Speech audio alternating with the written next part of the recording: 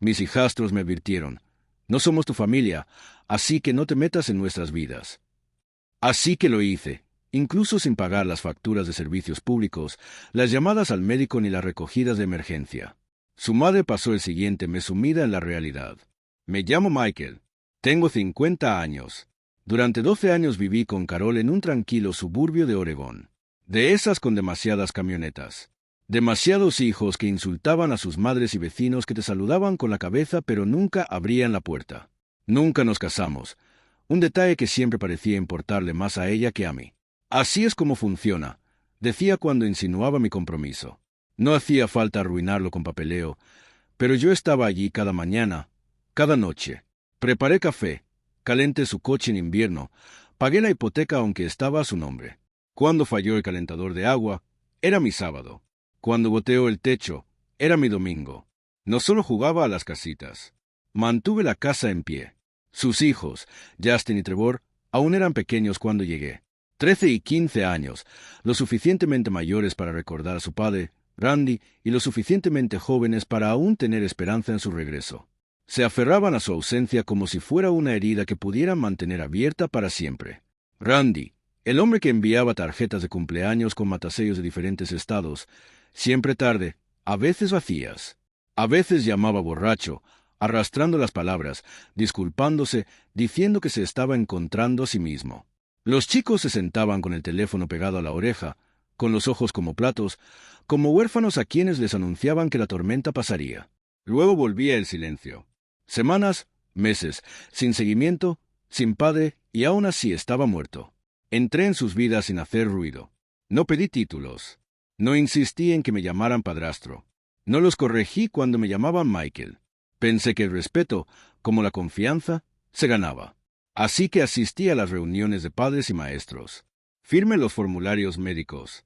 Me quedé bajo la lluvia durante los partidos de fútbol aplaudiendo con las manos congeladas mientras otros padres se quedaban en sus coches calentitos. Siempre iba. Di más de lo debido. Laptops cuando había problemas. Un anticipo para el primer coche de Justin después de que destrozara el viejo Civic. Dinero para trajes de graduación, zapatos nuevos, visitas al médico, cursos de preparación para el SAT, tarjetas de gasolina y comida. Siempre comida. Los adolescentes devoran la comida como lobos. Compré membresías de Costco solo para estar al día. Pero la gratitud nunca llegó. Ni una sola vez. En público, me llamaban el chico de Carol. En casa, era ruido de fondo. Una figura en el pasillo, el hombre que mantenía las luces encendidas. Sus amigos asumieron que yo era su papá. Los profesores me dieron las gracias. El cartero asintió, me dijo que estaba haciendo la obra del Señor. Pero dentro de esa casa, era invisible. Trevor una vez dejó una caja de pizza a medio terminar en la mesa de centro. Le pedí que limpiara lo que ensuciara. No se movió, ni pestañeó, solo me miró y dijo: «No es tu casa». Se alejó. Le dije a Carol: «Es un adolescente. Son muy habladores». Pero ella no lo obligó a disculparse. Nunca lo hizo. Ese era el patrón. Me faltaban al respeto. Yo lo mencionaba. Ella lo ignoraba. «No te lo tomes como algo personal», decía. «No lo dicen en serio». ¿Y si lo hacían? ¿Y si ese desprecio silencioso no era adolescencia, sino verdad? Empecé a notarlo en las pequeñas cosas.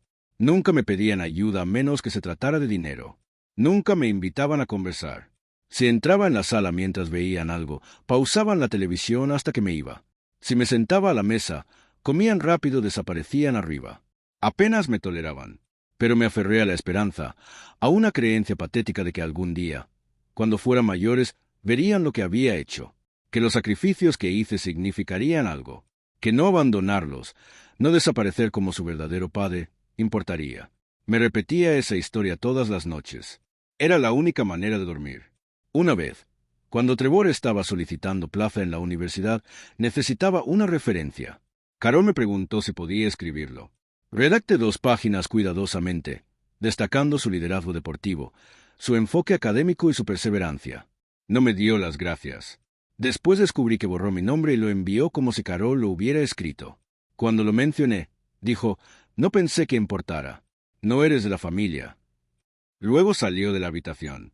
Me quedé allí con la copia impresa en la mano, mientras mis palabras eran borradas por un chico al que alimentaba, vestía y protegía. Carol no dijo nada. Nada. Ese fue el comienzo de la podredumbre. Cuando empecé a sentirme como un intruso en la casa que mantuve viva. Cuando el silencio tras su crueldad se hizo más fuerte que las propias palabras. Cuando la palabra padrastro empezó a sonar menos a panecillo y más a una frase. Recuerdo una Navidad en la que trabajé horas extra durante 6 semanas para comprar regalos. Bicicletas nuevas, auriculares inalámbricos y una consola de videojuegos. Los envolví yo mismo. Pagué el árbol y preparé el desayuno. Cuando abrieron las cajas, ni siquiera me miraron. Justin murmuró, «Genial». Trevor dijo, «Gracias, mamá». Eso fue todo. Carol sonrió débilmente, me tocó el hombro y susurró, «Solo están cansados». ¿Cansados? Yo era el que trabajaba 70 horas a la semana. Yo era el que no se había tomado vacaciones en una década. Yo era el que había sacrificado mi propia familia, mi propia sangre, mis propios sobrinos y sobrinas. Dejé de ver porque todas las fiestas se pasaban con villancicos. Y aún así, yo era el forastero. Nunca me vieron más que como relleno, un sustituto del hombre que desapareció. Incluso cuando Randy llamaba una vez al año, quizá 2, se iluminaban, sonreían, se quedaban horas junto al teléfono después. Trevor dijo una vez, «Papá va a arreglarse este año». Puedo sentirlo. Randy nunca lo hizo, pero ellos nunca dejaron de creer. Y nunca me dieron la misma gracia. No esperaba afecto. No quería reemplazar a su padre. Solo quería un poco de reconocimiento, un poco de respeto, el reconocimiento de que había construido algo para ellos, no por obligación, sino por decisión propia, de que había estado presente cuando el hombre cuyo nombre llevaban no lo había hecho. Pero en esa casa, los nombres importaban más que las escrituras. Así que pagué y me quedé. Preparé el desayuno. Palé la nieve. Arreglé lo que se rompió. Lo hice todo en silencio, con la esperanza, siempre con la esperanza de que algún día miraran atrás y dijeran que no tenía por qué hacerlo. Pero lo hizo. Esa esperanza me mantuvo en pie. Pero ahora, al mirar atrás, creo que simplemente me hizo más fácil explotar. Ocurrió un lunes, no un cumpleaños ni un día festivo, sino un lunes cualquiera. Había trabajado hasta tarde. Había pasado por la tienda a comprar el aderezo favorito de Carol, el de limón y pimienta molida, y entré en casa como siempre. Tranquila, tranquila, cargando con la cena y el peso del día sobre mis hombros. El aire olía a algo demasiado cocido. Quizás a pollo. Carol no estaba en casa. Se había ido con sus hermanas. Tenía una emergencia de fontanería. Había dejado una nota. La cena está en el horno. Los chicos están en casa.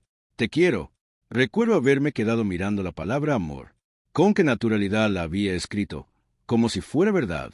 Justin ya estaba a la mesa, con los auriculares puestos, revisando su teléfono con una mano y el tenedor en la otra. Trevor se sentó frente a él, encorvado, enviando mensajes de texto entre bocado y bocado. Ninguno levantó la vista cuando entré. Dejé la compra en la encimera, me lavé las manos en silencio y me uní a ellos. Hablé un poco sobre el tráfico. Nadie respondió. Me serví un vaso de agua y me senté. Se había convertido en un ritual, una parodia vacía de una comida familiar. 3 hombres que compartían una casa, pero no un vínculo. Estaba acostumbrada al silencio, a que me ignoraran a menos que necesitaran algo. Pero esa noche, algo en mí cambió. Quizás fue el cansancio. Quizás la forma en que Justin se rió de un meme y lo compartió con Trevor como si yo no estuviera allí.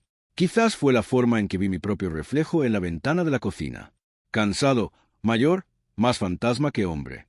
Así que rompí el silencio. Trevor, le dije, cuando termines, recoge la mesa. No fue una orden, ni brusca, ni fuerte, solo una simple petición. No esperaba que te diera las gracias. Ni siquiera esperaba velocidad. Solo esperaba que se moviera. No lo hizo. Ni siquiera levantó la vista. En cambio, dio otro bocado, masticó y, sin mirarme a los ojos, dijo, «No eres nuestro padre. Cállate». Las palabras no resonaron. No hacía falta. Cayeron pesadas, densas, como hormigón vertido en mi pecho. Justin resopló, sin mirarme.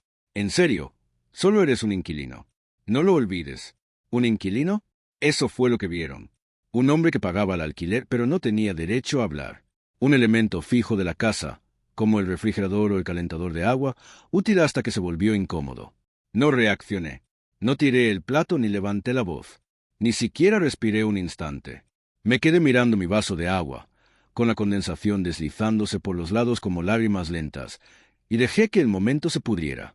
No hubo disculpa, ni risa incómoda, ni siquiera una mirada en mi dirección. Lo decían en serio. Me levanté despacio, fui al dormitorio y cerré la puerta. No dormí esa noche. Me quedé en la cama mirando el ventilador del techo, escuchándolos jugar videojuegos al final del pasillo. Sus risas atravesaban las paredes como cuchillos. No estaba enfadada. Todavía no. Sentía un vacío más profundo que la rabia. Lo que sentí fue un fin. ¿Cómo se siente un hombre cuando se da cuenta de que el camino está bloqueado? Y no hay otra salida que dar media vuelta e irse. Porque eso era lo que era. ¿No? Habían trazado el límite. No en una pelea, ni en el calor de la emoción, sino con palabras tranquilas y deliberadas. Yo no era de la familia. No tenía autoridad. No valía más de lo que podía dar. Y Caro ni siquiera había estado ahí para defenderme. No había llamado para saber cómo estaba. No había preguntado cómo había ido la cena. Sabía lo que habría pasado si se lo hubiera contado. Le habría restado importancia. Diría, los chicos son solo chicos. Diría que debería ser más adulta. Pero ya no era más adulta. Ya no era nada. Así que a la mañana siguiente, antes de que nadie despertara, hice algunas llamadas. Primero, la de Internet, cancelada de inmediato. Luego, la del plan de teléfono. Di de baja las 2 líneas, la de Justin y la de Trevor. Después, la del seguro del coche. Había pagado las primas de ambos vehículos durante años. Les di de baja de la póliza. Luego, las tarjetas de gasolina quedaron inhabilitadas. Las recargas automáticas del almuerzo escolar dejaron de funcionar. Me movía como un cirujano, con pulso firme, sin vacilar. Cada cancelación era un punto suelto. Otro hilo roto de la tela que había mantenido unida durante más de una década. Para cuando despertaron, las grietas ya se habían formado. Oí a Justin en la sala. El wifi se cayó. Trevor desde la cocina. Mi teléfono no funciona. Dice que no estoy en el plan. Estaba sentado en el comedor tomando café, leyendo un periódico que no me interesaba. Cuando empezaron a gritar, ni siquiera levanté la vista. Oye, espetó Justin. ¿Por qué no funciona nada? Pasé la página lentamente. Porque ya no estoy involucrado. Sus rostros cambiaron. Confusión, luego ira, luego algo parecido al miedo. ¿Qué demonios significa eso? Preguntó Trevor. Significa, dije en voz baja. No puedes escupirle en la cara a un hombre y seguir bebiendo de su pozo. No lo entendieron entonces. No del todo, pero lo harían. Para el almuerzo, Carol había llegado a casa furiosa. No con ellos, sino conmigo. ¿Qué pasa? Preguntó. ¿Por qué está todo apagado? Me dijeron que no soy su padre. Dije, que no tengo cabida aquí, así que dejé de fingir. Me miró como si fuera un extraño. ¿Los estás castigando? No. Dije, me estoy liberando. No respondió, simplemente se dio la vuelta, con las manos temblorosas. Esa semana fue el comienzo del desenlace. Justin faltó a una cita médica. Carol lo olvidó por completo. El portal universitario de Trevor lo bloqueó. Siempre tramitaba los documentos pendientes de ayuda para la matrícula. Le preguntaron a ella. Ella me preguntó a mí. No respondí. La ropa sucia se amontonó. El refrigerador se quedó medio vacío. Las facturas vencieron y quedaron sin abrir. Por primera vez en años, tuvieron que vivir sin el hombre que, según decían, no importaba. No estaban listos. Trevor me acorraló un jueves. ¿De verdad haces esto? No hago nada, dije. Me hago a un lado. Dijiste que no soy nada. ¿Recuerdas? Su rostro se contrajo. Era solo una broma. No. Era la verdad que creías que no haría. Apartó la mirada. Justin intentó entonces amenazarnos. ¿Crees que puedes dejar de ayudarnos después de todo este tiempo? ¿Eres un cobarde? Asentí. Probablemente. Pero ahora soy un cobarde con límites. Intentaron con la culpa. Carol lloró una noche, suplicándome que lo reconsiderara. Solo son niños, dijo. No saben lo que dicen. Ya son lo suficientemente mayores para saber lo que es la falta de respeto, respondí. Lo suficientemente mayor para saber lo que significa el silencio. Podrías haberlo detenido, Carol, pero no lo hiciste. Dejaste que creyeran que no era nada. Ahora tienen que vivir con eso. No volvió a hablar después de eso. A mí no. El silencio que siguió fue peor que un grito. Era el silencio de una familia que finalmente se daba cuenta de que habían quitado el andamio. La estructura apenas aguantaba. Pero ahora se veían las grietas. Cada cita perdida, cada tarea olvidada, cada factura impaga, todo había sido culpa mía. Yo había sido el aceite de la máquina. la que mantenía los engranajes en movimiento. Sin mí, todo se desmoronaba. Y observé cómo Carol llamaba a la agencia de seguros y se las arreglaba con términos que no entendía. Observó a Justin sentado en la entrada intentando arrancar un coche con la matrícula caducada. Observó a Trevor discutir con la tesorería por la falta de documentos que nunca aprendió a gestionar. Habían construido sus vidas sobre la base de un hombre al que no respetaban. Ahora veían lo que pasó cuando esa base se desmoronó. Pero no me regodé, no me burlé, no grité.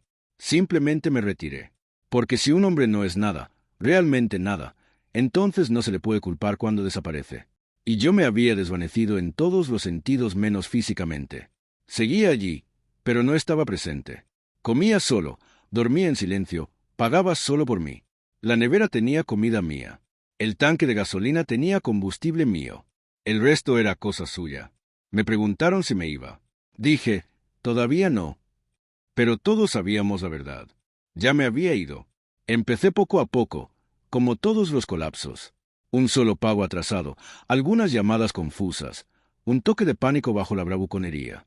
Durante días, intentaron fingir que era temporal, que había recobrado el sentido común, que se trataba de una lección retorcida, que terminaría una vez que dejara claro mi punto. No lo entendían. La lección no llegaba. El punto ya estaba claro. La primera grieta apareció cuando la tarjeta universitaria de Trevor dejó de funcionar. Era martes por la mañana. Estaba sentada en el porche tomando un café cuando sonó mi teléfono. Su número. Casi no contesto, pero la curiosidad me atrapó. Oye, dijo con voz tensa. Rechazaron mi tarjeta. ¿Cuál? Pregunté. La de libros. La que siempre recargas. Ya no la recargo. Silencio. Podía oír el caos detrás de él. Estudiantes riendo, tráfico, alguien llamándolo. ¿Cómo que no? Se detuvo, respiró hondo.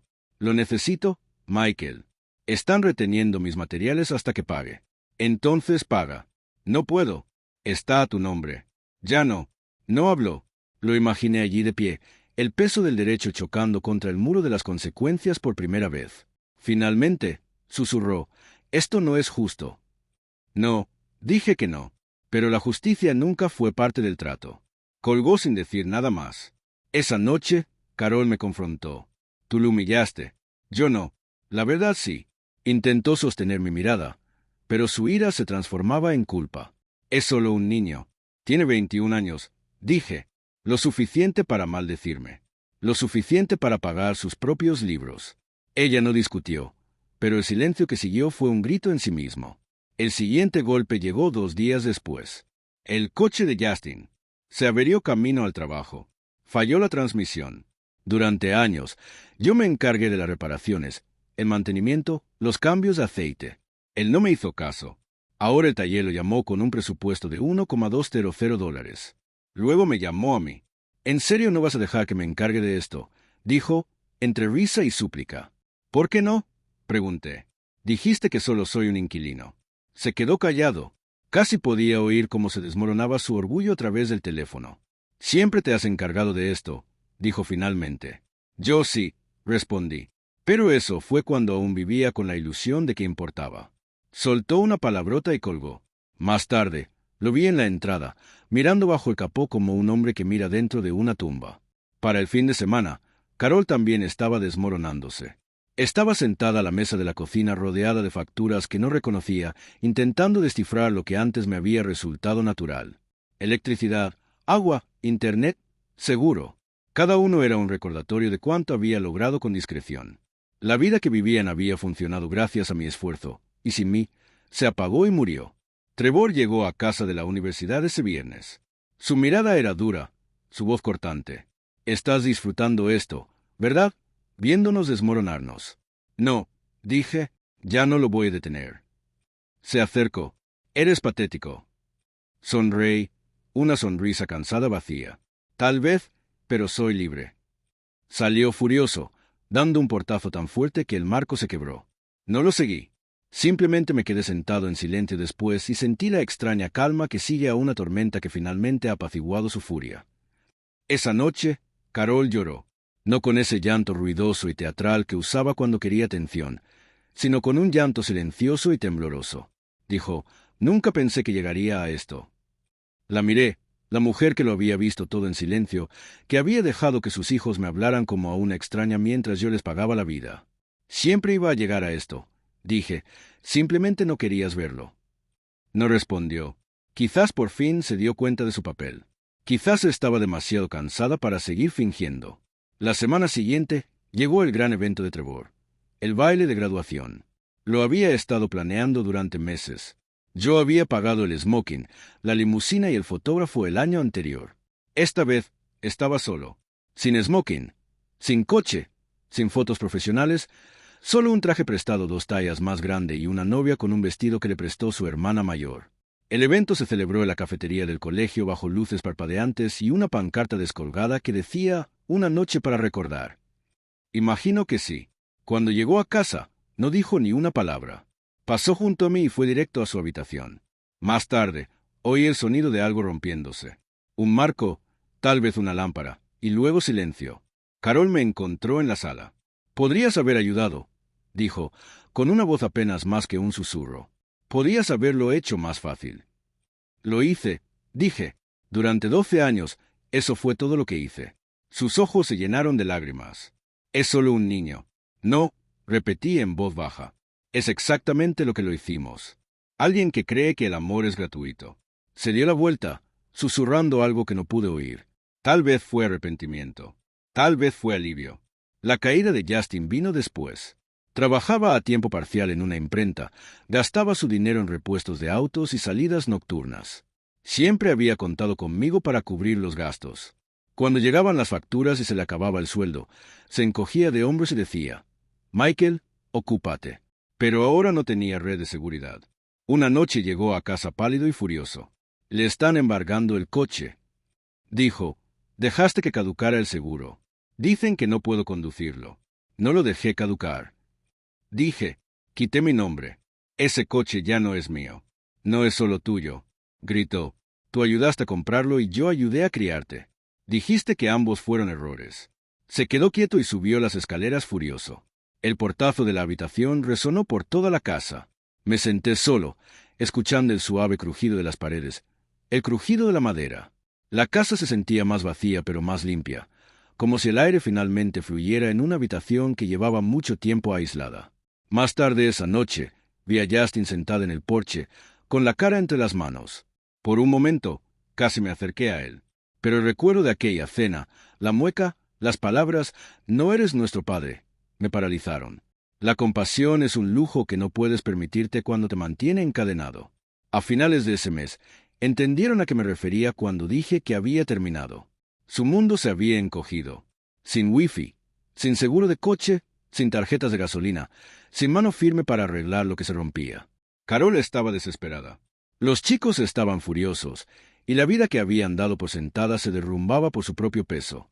Su padre, Randy, apareció y luego el fantasma pródigo. Me llamó una noche, con la voz cargada de incomodidad, intentando sonar noble. «He oído que la situación está difícil por allá», dijo. «Quizás pueda ayudar». «¿Cómo?», pregunté. Dudó. «Ya sabes, apoyo emocional, orientación». «¿No es económico entonces?». Suspiró. «Estoy sin trabajo». «Claro que sí». No le gustó. «Está haciendo frío, Michael». «Estoy siendo consecuente». No volvió a llamar. Los chicos aprendieron rápido que su verdadero padre era exactamente el mismo de siempre. Un eco y los ecos no pagan la matrícula. Cuando Trevor no pagó la matrícula del siguiente semestre, volvió a llamar. Dejé que sonara. Dejó un mensaje de voz, con la voz entrecortada, diciendo que no podía seguir matriculado, que lo sentía, que no había dicho lo que quería decir. Pero las disculpas bajo presión no son disculpas. Son confesiones para consolarme. No respondí. Carol lo intentó una vez más. «Están luchando», dijo. «¿No puedes al menos ayudarlas a recuperarse?» La miré de verdad las líneas de fatiga, la sombra del arrepentimiento. «No», dije en voz baja.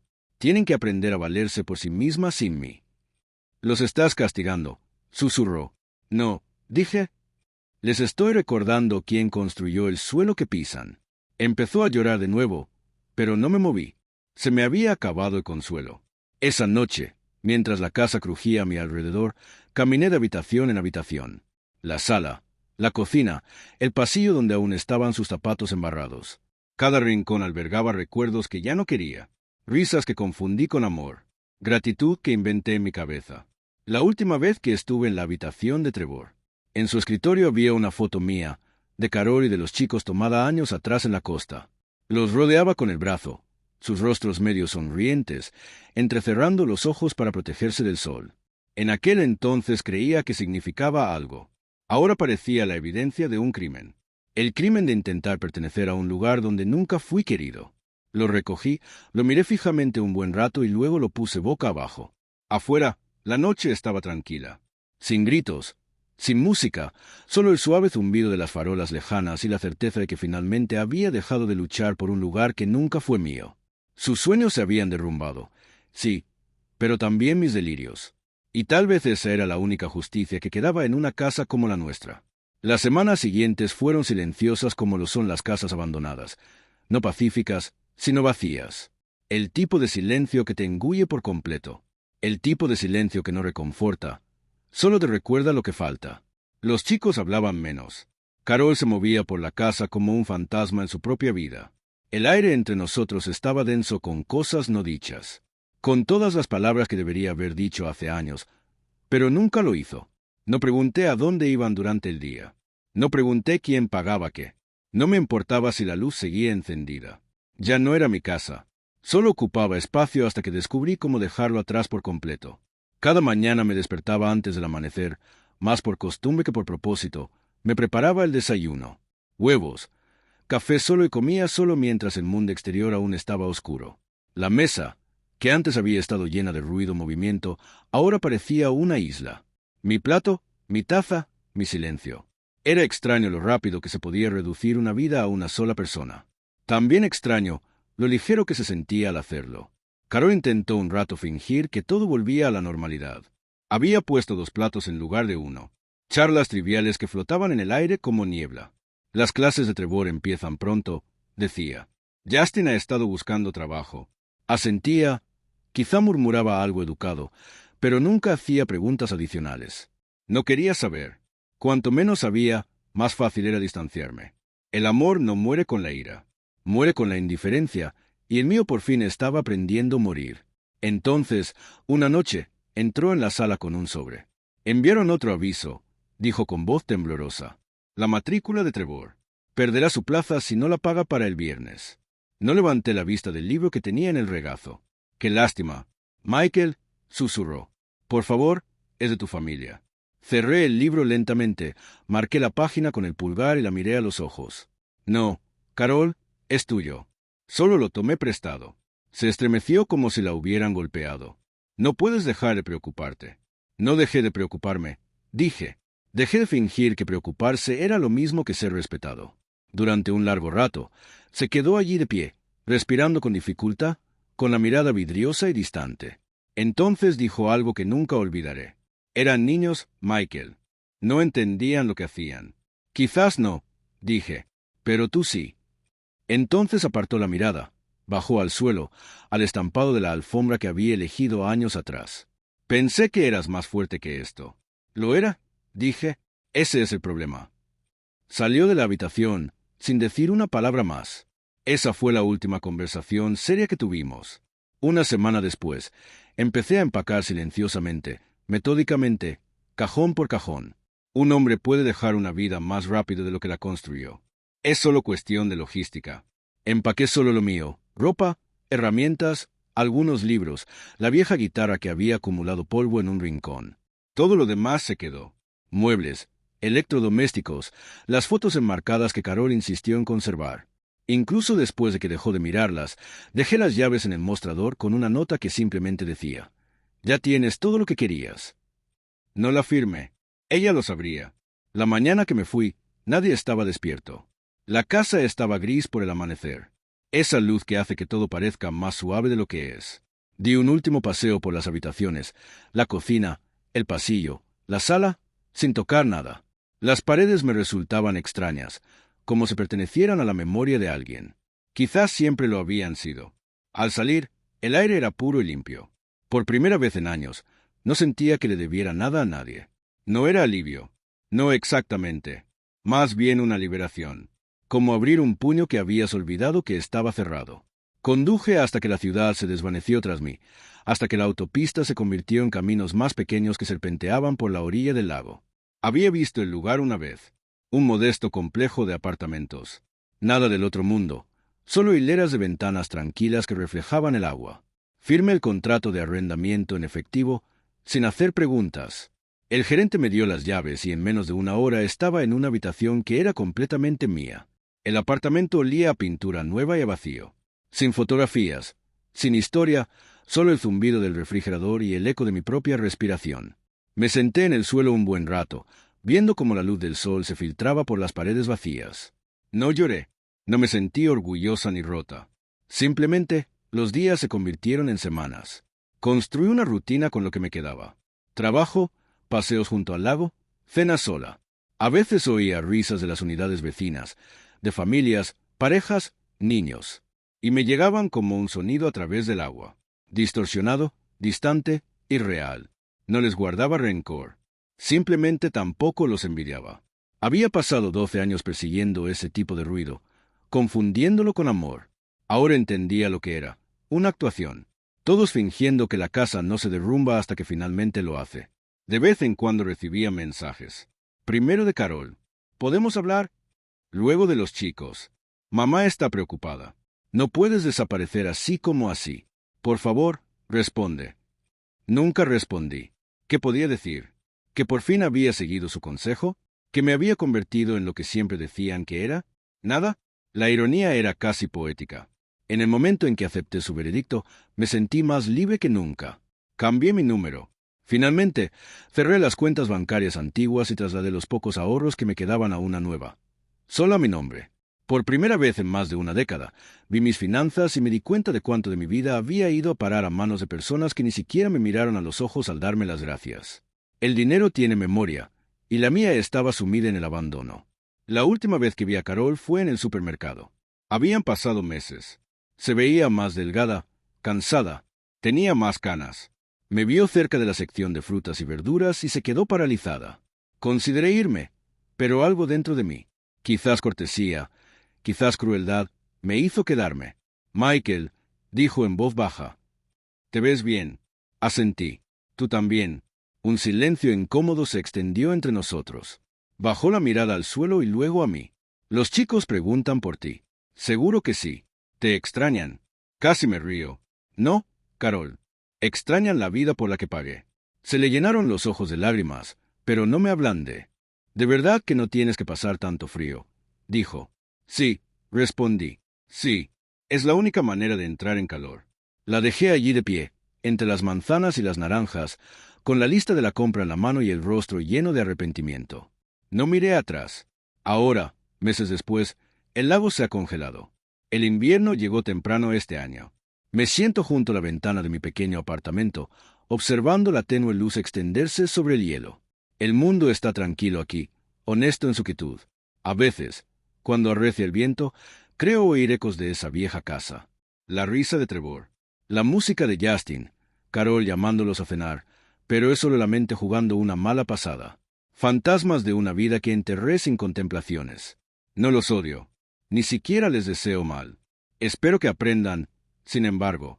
Espero que algún día entiendan lo que cuesta tomar la devoción de un hombre y reducirla a cenizas. Espero que se conviertan en padres y se den cuenta de lo pesado que se vuelve el amor cuando no es correspondido. A la gente le gusta decir, el perdón te libera. Quizás tengan razón, pero en mi experiencia, la ausencia produce el mismo efecto. Más silenciosa, más limpia, sin necesidad de aplausos. A veces pienso en enviar una carta. Solo unas líneas. Estoy bien. Cuídense. Pero siempre me detengo. Ya saben que estoy bien. Lo que necesitan saber es que me he ido. No con rabia, ni con amargura, sino con sinceridad. Que finalmente acepte mi papel en su historia. El hombre que se quedó hasta que no pudo más. Y tal vez eso es todo lo que debí ser. Mientras veía el sol esconderse tras el agua congelada, susurro la pregunta que aviví de mi pecho desde la noche en que me dijeron que no era nada. ¿Me equivoqué? Fui cruel al trazar la línea, al cortar las cuerdas, al dejarlos de pie en los escombros que construyeron con sus propias manos. ¿O simplemente fui el primero en ver que una casa construida sobre desprecio ya está ardiendo y un hombre que se queda dentro es simplemente otro tonto esperando que el humo lo mate? No lo sé. Quizás tú sí. Porque el amor sin respeto es esclavitud. Y yo ya no soy esclavo.